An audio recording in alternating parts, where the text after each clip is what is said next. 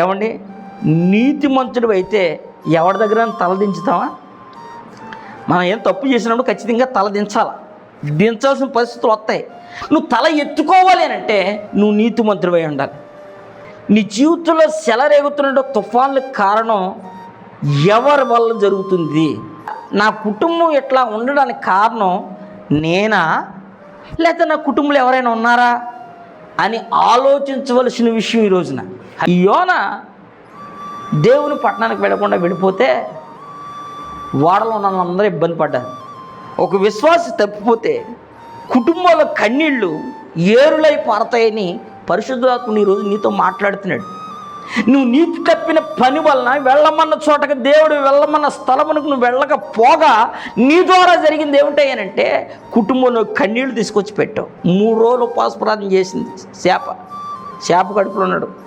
దేవుడు ఆజ్ఞాపించాడు, తీసుకెళ్ళి పలానా చోట కక్కేయమ్మా అని. అంటే నేను అన్న మాట ఏంటంటే, నీవు దేవుని మాట వినకపోతే నీ ద్వారా నీ కుటుంబంలో కన్నీళ్ళు ఏర్పడతాయి, నీ ద్వారా నీ కుటుంబంలో శోధనలు కలుగుతాయి. కారణం ఏంటంటే నువ్వు దేవుని కోరుకున్న వ్యక్తివే కానీ దేవుని చిత్తానుసారంగా నడవలేకపోతున్నావు.